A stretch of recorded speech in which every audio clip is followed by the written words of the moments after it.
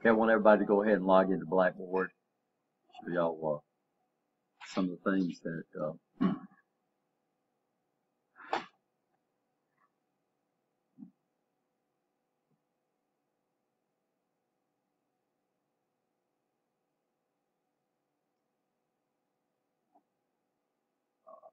it's still open up to the environment, right? You understand?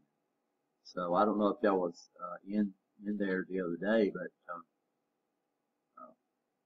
we had the lines running, and the robot went over there to pick up a piston and a rod assembly, and there wasn't one there. Well, what happened is the robot didn't know there wasn't one there, and he went ahead and clamped in and went through the procedures. That might have been in this class. So what we're saying is that when we open that robot up to the environment, so if it hits something on the floor that causes it to steer off a little bit, it has no idea that it got steered off, right? You understand that? So we're going to have to compensate for that and do little things that we, and also, and we'll talk about this in a minute, the left turn on the robot is off for some reason. We'll talk about that in a minute. So we're logging into Blackboard. So what we're going to do is just go in and look at the calendar. First of all, of course, calendar for the remainder of the term, which it's apparent that some of y'all hadn't been checking this, even though we put a lot of information about due dates and stuff like that. You have to understand this is college, right? You understand that? So I know in elementary school they really take care of you, and they, you know, all that kind of stuff. But in college, we're trying to move you into being an adult, and also we're trying to get you used to trying to get you a job, getting work. You know, so if I'm your employer and I have to constantly tell you to do something, then I'm going to find somebody else to do it, right? Don't understand that. Because I'm your employer. I'm not supposed to be out there telling you how to do the same thing over and over. So we're sitting right here where the yellow is. So we have an assignment that's due by midnight tomorrow night. And then we're going to have an assignment that's due on the 3rd. This is the handout assignment. I'll give it to you. But for those that are absent, it's also available so you can download it and print it off. So if you do lose the copy that I give you today, then you have access. You still have access to go and print it off yourself, right? You understand that? So it's up there too. Then we have the 5th is the last day to withdraw. So I mean, if you withdraw on the 5th or by the 5th, then you receive what we call a W in the class. What a W is it don't count against your grade point average. But you still have to retake class. If you go past that date, then you get a grade. So whatever grade it calculates out, that's the grade you get. Understand that? So, and that's the last day to withdraw from the T2 course. Then next month,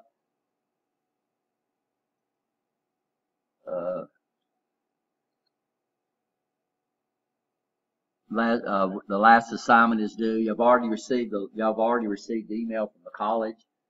This will be the last assignment. This is where you go out and you do the course survey, which is basically where you grade me.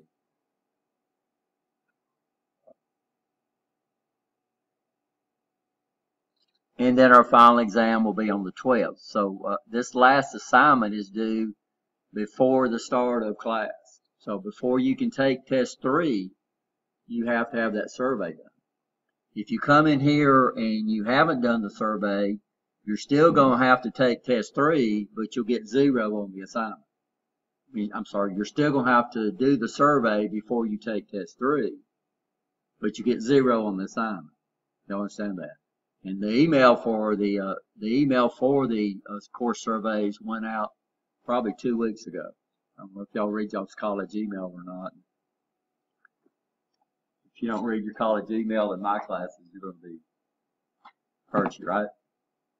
So this is what our final exam is right here. And then T1 actually ends here. And if you're taking any T2 classes, they start on the 16th. Yes. Long time ago. available. what's available? We have fluid power is available. Operation and programming is available. I'll have to look. I mean,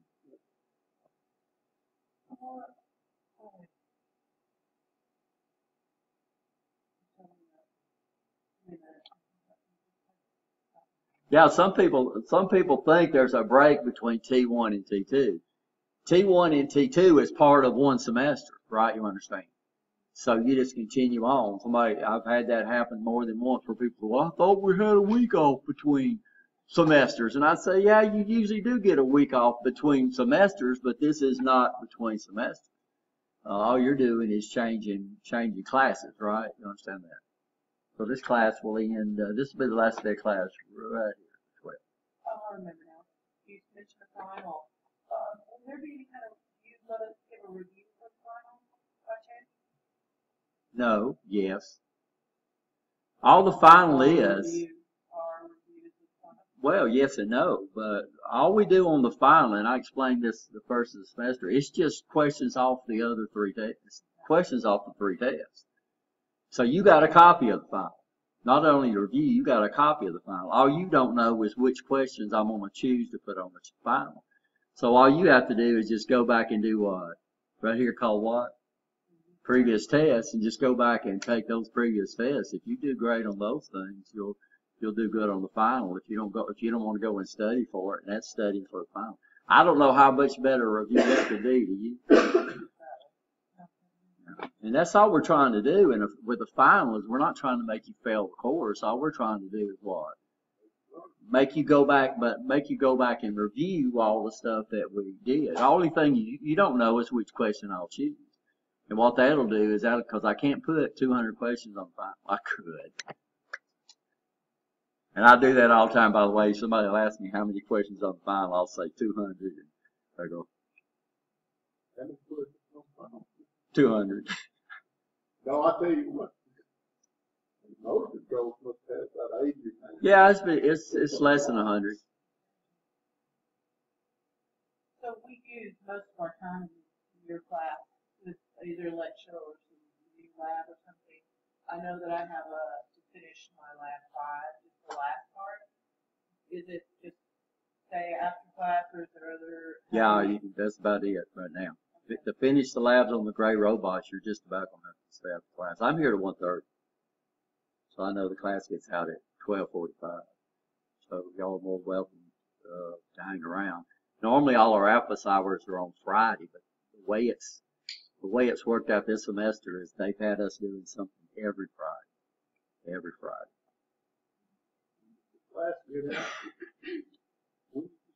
This class got out at 12:45, right? This class gets out at 12:45. The other class. Yes. Huh? It says 12:45.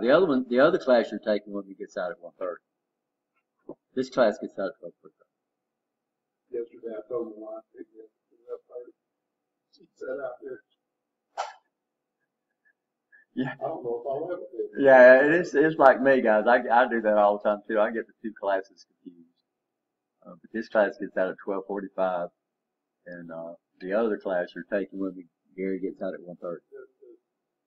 You know, I don't think Thanksgiving. We just get one day off. No, y'all get the whole week. Well, I thought I saw that in the calendar, but Yeah, that's when we have our main conference. They call it the Alabama ACA conference. They usually have it in Birmingham. We're not off. We get 2 days off. Y'all get the whole week off. So if you're gonna do any vacation time or something like that, that's no. Go ahead. Yes.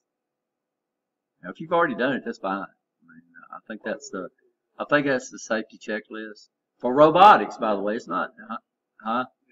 I mean, that's the safety checklist that works for robotics. And a safety checklist is not. I mean, it might be like wear correct PPE or something like that, but people just throw safety rules is not a safety checklist, right? You understand? Yes or no? So safety rules is not a safety checklist. I've had people say don't smoke and eat, something like that, but that would be a rule that would be unique to a manufacturer, maybe, right? But just what safety before you went over there. We've had people say, lock out and tag out the robot, and that's not true. I mean, how in the world can you work on a robot, and if you get in there and do maintenance on the robot, then it's going to have to be locked and tagged, right? You understand? But when you're programming the robot, remove all power sources. Well, how could that be a safety? How could I program a robot if I did what? Remove all power sources. But like, yes. And that's what it is. It's for this class. And you'll see we do that on just about every class that I teach, is you come up with a safety checklist, right? Like, yeah, I've done that. wear your safety glasses, check, right? Wear the correct PPE, check. Those would be basically safety rules for any class that I teach. So y'all supposed to wear safety glasses, which I think I've been letting that slide. But anytime you're in this class, Nancy jumped on me the other day for letting y'all wear shorts in this class. So what we're supposed to do is we're supposed to really be following industrial safety guidelines. And I don't know of any place, well, that's not true. There's very few industrial places that you would work where you could wear shorts and flip-flops. I'm going to have to go ahead and put that. She came in here the other day. Of course, she don't know.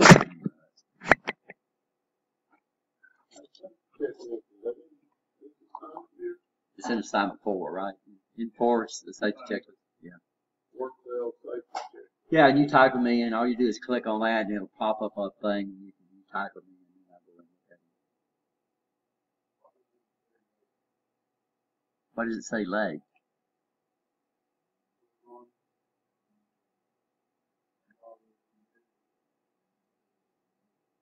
Well, if you click on the calendar, it says late. I'll go and check. Oh, okay. Thank you. It's, so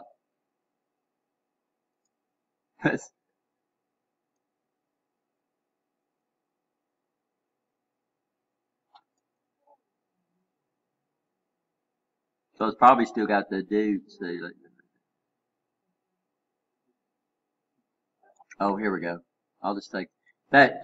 It would still let you do it, right, Morris? It would just, yeah. So it should be okay now.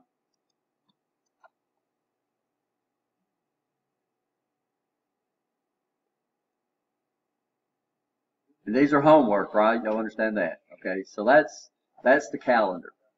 What we're fixing to do is we're fixing to get into actually building our Lego robots.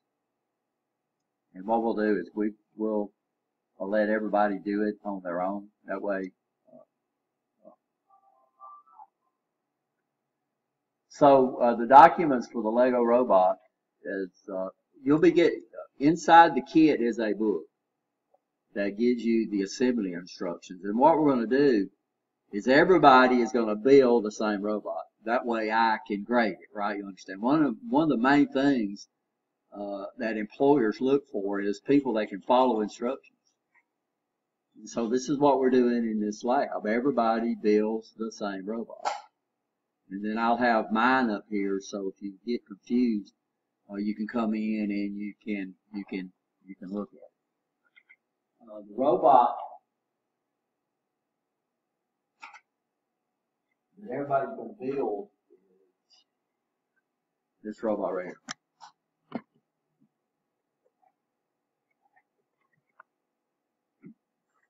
This is the robot everybody builds. Sometimes you get confused on which motor is which motor. So I put tape on there so I could keep up with which motor. When you control the speed,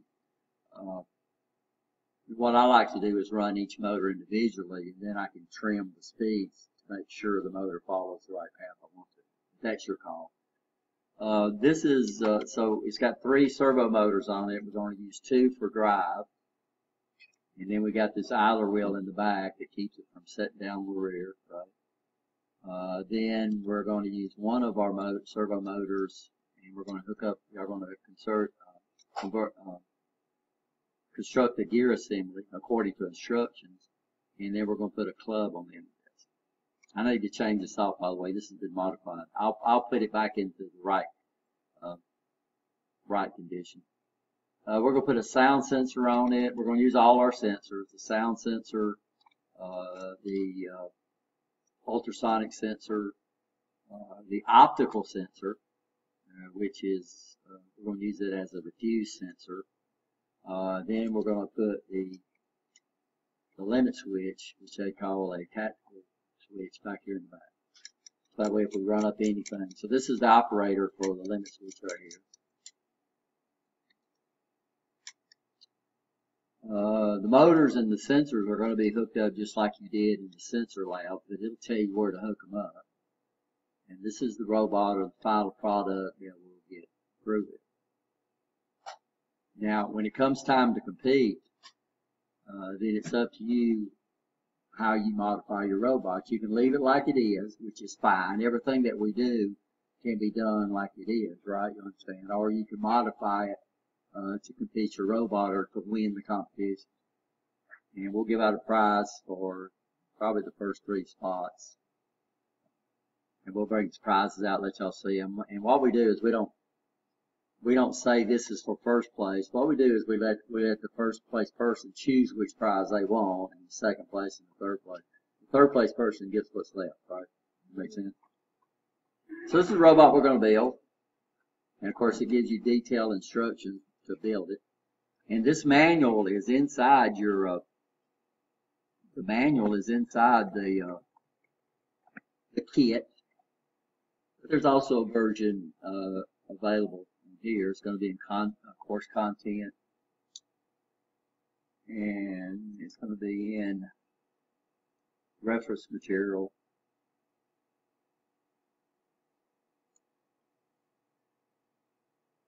And there's a lot of reference material in here. One thing, the next assignment that's due in class, so you can't do this one on time, is we are going to do a lab on robot specifications.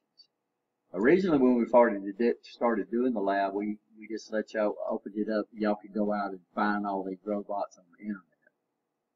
But sometimes people were having a little problem. So what I decided to do was to put all the specifications for the robots that we have, and that's what you're going to do. That's the lab, is you're going to come in and document the specifications for all these robots. They were short one, by the way. We got a 200 ID robot, which is over in the on the mechatronics line, and I just hadn't added that to it yet. So here's all the robots, and these are the actual the specification sheets that come with each one of these robots. So we talked a lot about specifications and the different specifications. So this is where you're going to go in and look at these things and document all this information about the speed and the repeatability and all those things that we talked about. But instead of you going out and trying to, it's still a research project, but instead of you trying to find all these things on the internet, I've got the data sheets up here for you. Are you okay there? So this is going to be assignment 5, which is due next Tuesday. And I'll give it out to you. It's just a document that's got a bunch of squares on it. And it's got columns and squares, and you'll look up all this stuff about each of the robots in the lab. Are you okay there? We'll get that today. Yes. And if the people that were not here, then they'll just have to run them off their set. They'll have to run them off themselves. It's up there too. Right now, what we're going to be, this is the heat. These are all the heat manuals under Lego Mindstorm. That's the I said heat. The Lego robot. That's called the Mindstorm.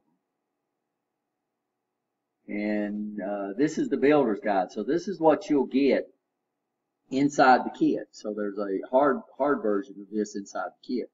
And it's nice to use that, and I'll show y'all in a minute. So here's our Lego. It's the Mindstorm NXT robot. And what you're going to do is you're just going to basically, and this is the sensor lab, by the way, so we can skip over this, and in the lab instruction tells you. So this is where that picture came from. And so basically this is where we actually start building the robot. It shows you what you're going to end up with, and then it gives you detailed instructions of how to build it. Now what's nice about this is you're going to be using different rods and rails and all different kind of things. But what they do on the bottom of the page is they give you a 1-to-1 ratio, which means what? You can set it, and if you put it on there and it don't fit, then it's what? It's wrong. Everybody understand that? So people will bring them up and they'll put wheels and they'll have a rod sticking out 6 inches and it's supposed to come up. The rod is supposed to come up flush, not quite flush. But using the wrong rod, so that means you don't follow instructions. You can see it tells you exactly what you need to do to build this. And of course, the first thing we're going to do is going to build the frame that everything mounts onto. So when you go through this, you end up with this unit right here. Well, this is hard copy. So inside the kit, there is a hard copy. This is on the computer. Okay. My first page can look like this. Yeah, are you using Explorer or are you using Google Chrome? Yes. Well, what I was saying, this is something you don't need to worry about right now, because why? You're going to get a hard copy of this inside the kit, which is better anyway. Because this is a PDF file, and these things right here are not 1-to-1. So if you took your thing and put it up on your screen right there and it matched, it don't mean it's the actual one. Now these are pretty easy, because all you need to do is just what? Just count the number of holes, right? You understand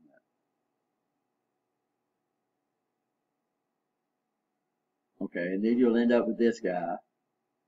And then once you get up with that, you're going to do some online programming. So what you do is you're going to build this thing in stages. And when you finish each stage, you're going to bring it to me.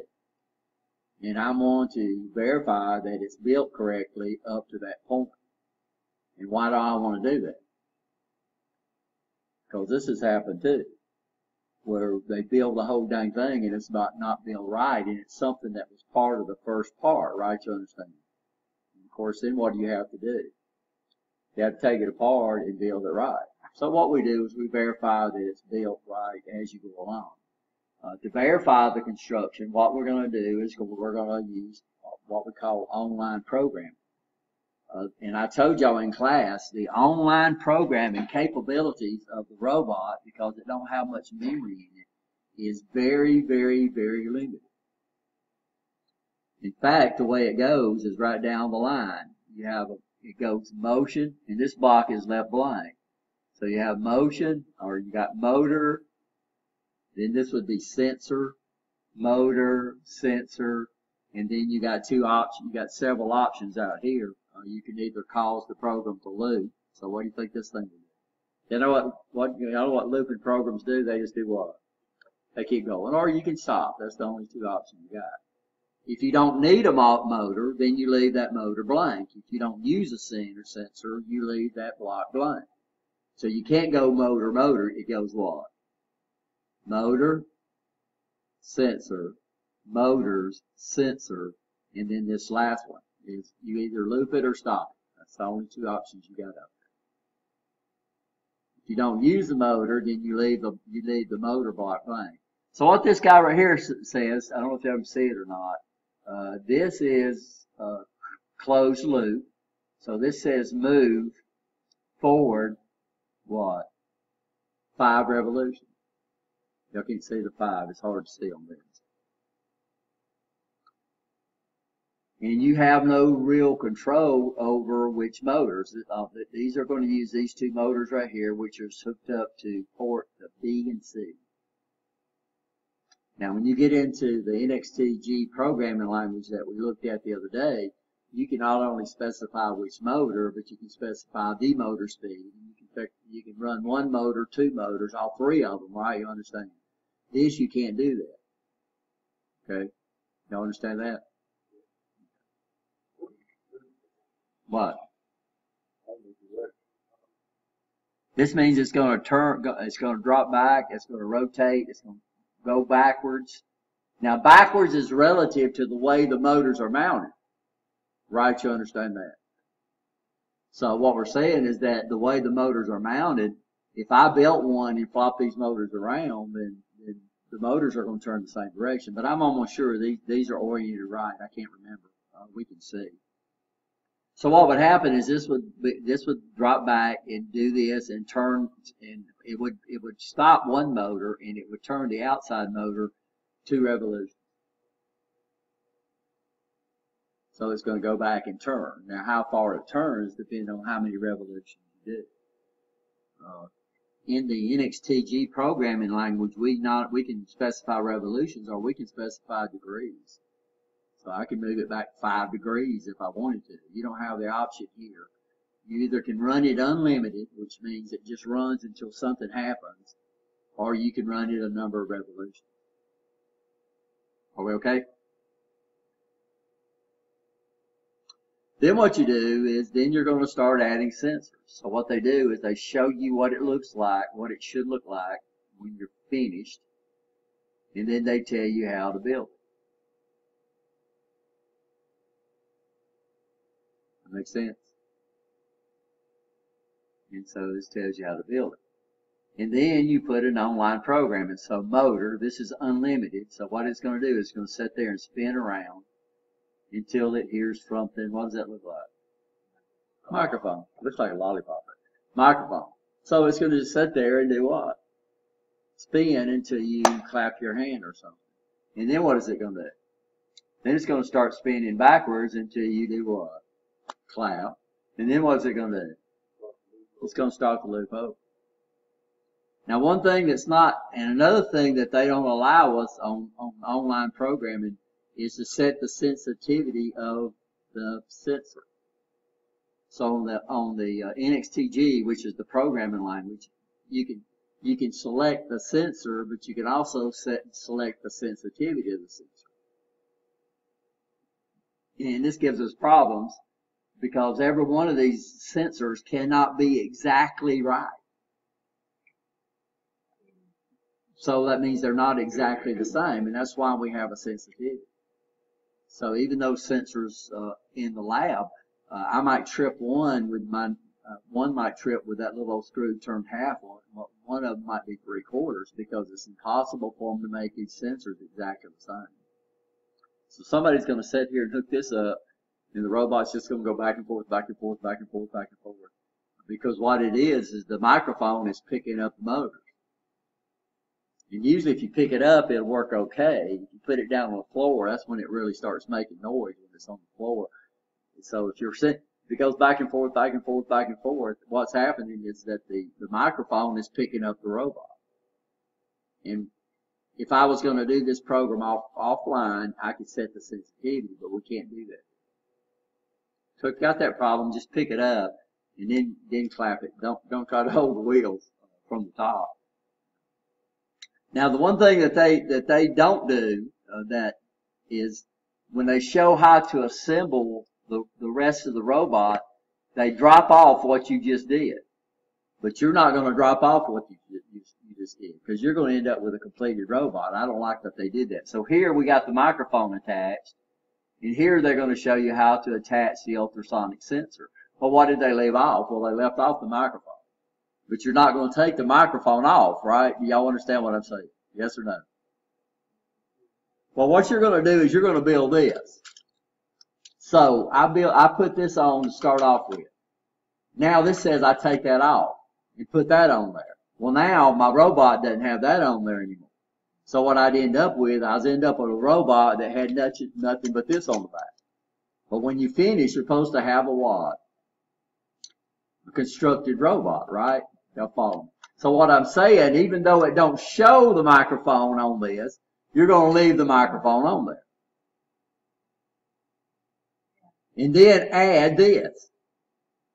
Right? You understand. And the next thing you're going to do is you're going to add the light sensor. Well, what did they leave? I guess they left it off to make it easy to see. Well, see, they say, okay, we don't have the ultrasonic sensor on there and we don't have the sound sensor. We're going to add the light sensor. But what are you going to do? Even though they don't show it, you're going to do what? You're going to leave them on there, right? You understand that? So, and then when we get through, we'll end up with a completed robot. By the way, the light sensor is going to be set up so we can come up and we can put it in two orientations. So we're going to do two programs. One program is we're going to make it follow a line. We're going to use the light sensor. So on this one, we'll point the light sensor down. But you're going to put these two, I don't know what they call them. And what we can do on this one is see the two. It's hard to see. There we go. So these are pointing out, up. Well, what we can do is we can very easily just come in and pull it off. Mine stayed on there. And then do what? And then we can point it forward. And that's why you build that like that. So I don't know if y'all noticed me when I did the driving range thing. I pointed the sensor forward. When you follow the line, what do? You'll point the sensor down. Are you okay there? Yes, no?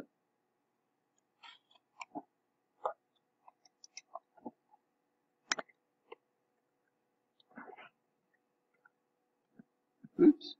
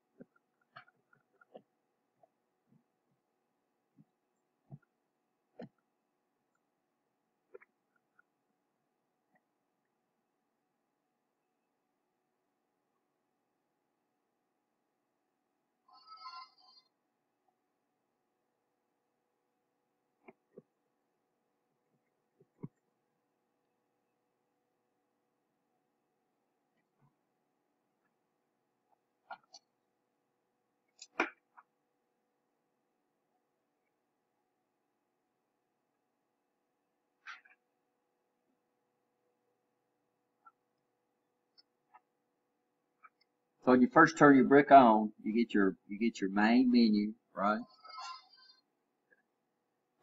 And we've used the TriMain. So this is built-in programs that's inside the controller. That this is what y'all did when you did your sensor lab, right?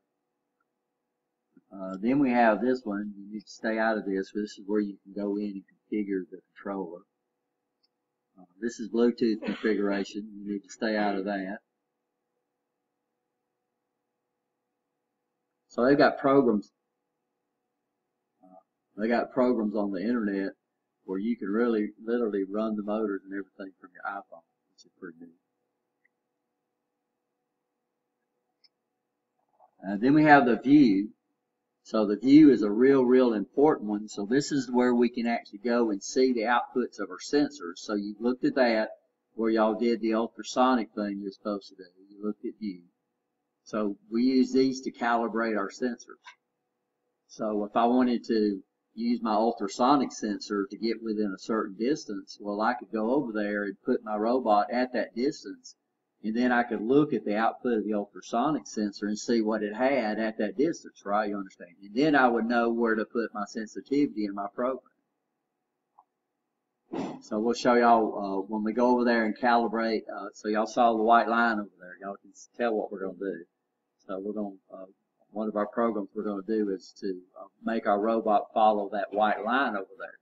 Well, we gotta figure out what the optical sensor gives us for the white line and the gray line. So what you'll do is you'll go over there and you'll use this view option. You'll point your light sensor down. You'll set it on the gray. You'll record that number. you'll set it on the Y, you'll record that number, and then you'll set your sensitivity right in the middle. That makes sense?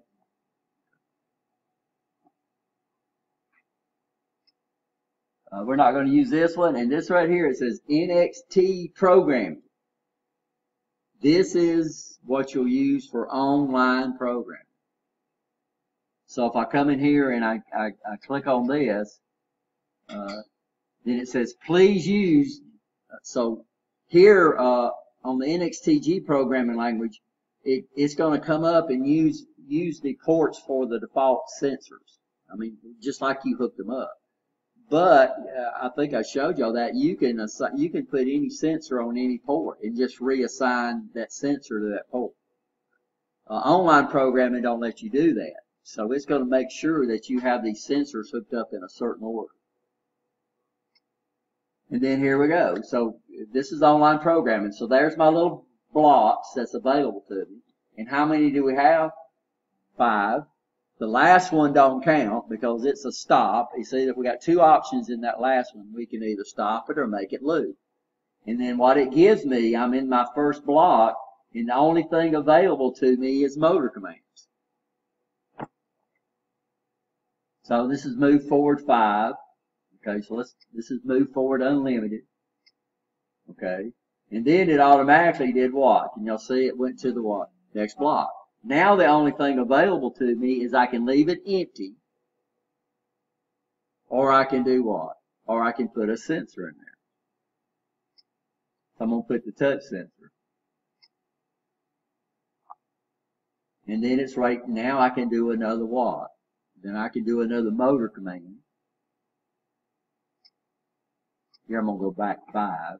Then it moves over. I can either leave this empty or I can hit another sensor and do the touch sensor again. And in my last block, I got 2 options. I can make it what? Loop, or I can make it stop. And then it comes up to me and says, do I want to do what? Do I want to run it? So right now the motor's running. I've told it to run unlimited. How long is it going to run? Till I press the button. What port was it supposed to be on? Port number. I'll find it. I didn't hook up my sensors. I think sound is port number 1. Okay, there. No, it wasn't. And how long? And then it ran 5 revolutions, right? You understand? And if I want to run it again, I can just come up here and run it again. I have to stop it because I said stop. So wait, no. Now this is the motor. This is the motor. The motor is running what we call unlimited. So I didn't put a number out there. So how long is it going to run? Till this right here makes up. So I asked for this sensor right here. Now the next one, what it's going to do is when I hit this one, it runs backwards for 5 revolutions, and then everything stops. And that's online programming. Very, very rudimental. I mean, it's very limited to what we can do. The offline programming for that motor man over there, we can do as much offline programming with that as we can online programming. But the NXT don't give you that ability. So the NXT, the online programming, is very limited. So don't get confused with a actual robot, and then not actual robot, that robot over there and this robot right here, right? You understand? This guy has limited memory in it, so it can't put many. You can't put many programs in it. We can put a few. That's what we do. So how did you get to the online programming?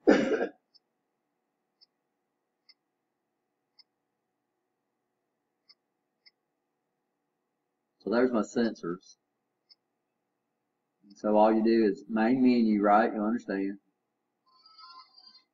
And then we're finding the one that says NXT programming, which is right here. Then you enter that, and what's it going to do? It's going to show you the ports that you have to have your motors and your sensors hooked up to. And then we come over there, and this is where we do our program. So what you're going to do, every time you add a sensor, you're going to do a program that uses that sensor. And then you'll bring it up to me, and we'll verify that it's built correctly up to that point. And then it's built correctly up to that point, and what we'll do is we'll sign off on it. So you'll have a sign-off sheet on all these things. And then at the end, everybody that's got them built and put together will compete. We'll have a driving range set up. We have you'll do a free roam program. You'll do stay inside the boundary program. You'll do a line following program. We have a maze that we'll set up over there. It's a very simple maze. It's not very, it would be real easy for you to figure out because you can just go straight through it. But you'll find out the program of the robot is going to be a little different. We have a follow the line maze. And no, we don't do battle bots. So we okay? So the lab that we're going to look at now is, so if you hadn't finished your sensor lab, you'll probably need to go ahead and work on that, get rid of that. And then if you're still working on any of the labs on the plastic gray robots, then you can stay after class and try to finish those up.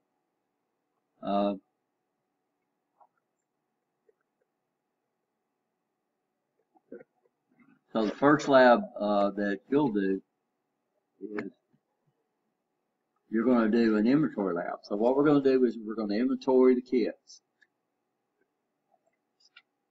Let me get one of the kits so I can show you how.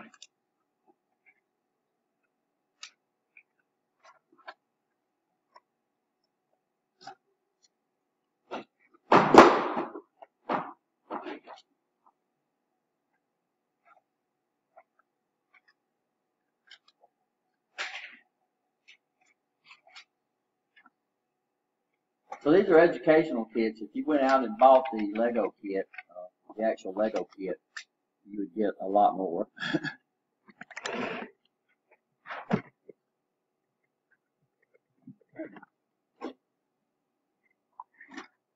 So you're going to be assigned a kit. So every kit has a number on the side of it that you'll use. You'll record that when you start your kit, which kit you're using. And that way, if anything gets left out, I know who's blind, right? Then when you come out, you'll have the instruction booklet on here. This is the assembly book right here. So this is what I just showed y'all, showed you how to put together. And then we got people that writes in books that don't belong to them. What do y'all think about people like that? Yeah, so people have got wrote on top of this one. So don't write in my book. You can make as many notes on your paper as you want. At the very back, this is pretty neat. So what they'll do is inside your construction is they're going to give you, so each one of the rods is assigned a number. And then this is a 1-to-1 on all the rods. So they have a tendency, once you use one rod, they don't give you the 1-to-1 on the old rod. They give you only what's new, right? Does that make sense? But this last page, it's not quite the last page. This is 1-to-1 right here, and you can come up here and you can just lay your rods on this and make sure you're using the right rod. Make sense? Okay. And that's the second to the last page. This is an inventory sheet, but this is not what you're going to use. What I'm going to do is I'm going to give you an inventory sheet out, so that way that I print it off so you can mark them off on that thing. So as you find everything, you can mark it off. If you're short on something, you need to come up here and ask me for it. So if it says you're supposed to have 6 and you've only got 5, we got pretty much, a pretty extensive thing of spare parts for the trainer. So this is the actual inventory sheet that I'll give out. Another thing that they have is they have these cards in here that shows you where everything is supposed to be located. So it's got the orange tray in here. Here's the orange tray, and then it's got, you take the orange tray out, and please don't drop this. You can take the orange tray, and then it's got a tray below this. And what it does is it gives us a card that shows us where everything's supposed to be at. And this is what I want to make sure you follow, right? Because it'll make it real easy to see if everything's there. So this is the layout of the top one. It shows us everything that's supposed to be inside each one of these orange dividers inside this. Is that okay? That makes sense? Huh? No, we're going to do this in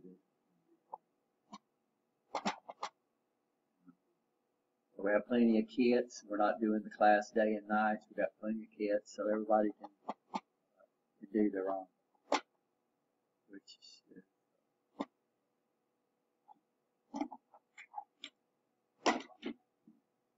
so if you finish the other sensor lab, let me put this all out to you. If we can come in here and get a kit, and we got one kit in there where everything's in the bottom.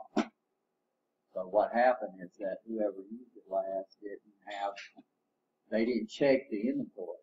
This is part of the lab. I mean, so this is the lab, but it's up to me to verify that the inventory is done. So there's a place on the back. So the lab, the checklist was signed off by the instructor, but the kit was lost. It's not. No, yeah. Turned upside down and get from the orange tray to the gray tray. That was that would be good. So, any questions?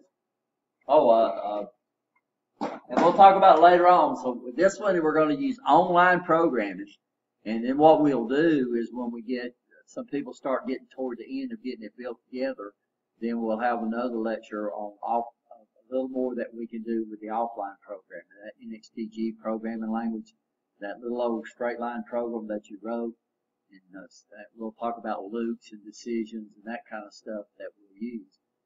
We don't have time to get into the math and the logic, so this is a pretty powerful programming language. It's got most things that we would find in just about most computer languages, but what's nice about this is you're dealing with blocks, little pictures that represent that. When you get over instead of dealing with code or what we call script or text, which most programming languages are still predominantly text-based. Programming languages. We're not talking about internet or HTML. HTML is not a language. It's a formatting language. What we couldn't do this way. What's that? We had to do it. Now, HTML is easy to do now because they got so many applications now where you can develop web pages. When we first got into HTML, we had to do the text language to set up a web page. So that's the way we first had to do that, and that was interesting. So another manual that's available, and I'll look at that. We got detailed information of all the commands that's available and the syntax and how you can use them, and I'll show you that when a group starts getting it. We got one more big lecture that we're going to do, and it's going to be on end-of-arm tooling. So basically, the rest of the term we're going to be working on these things, and then trying to finish up the other labs too. Now, and don't forget, when you start, everybody's going to inventory this, but when you start building your robot, then that's where we're going to take turns actually checking out your heat program, right? And what we'll do is if there's anything wrong with it, I'll make suggestions. I won't tell you how to do it. I'll make suggestions. And then you'll come back over here and you'll make a modification. And then what will you do? You'll put your name back on the list. And then once you get ready to try it, and while you're waiting, what do? You'll be over here doing what? Building your Lego. That makes sense, and that's the way we'll do these two labs. Are we okay? Because I know some of y'all got y'all's heat programs ready. Y'all are really anxious to.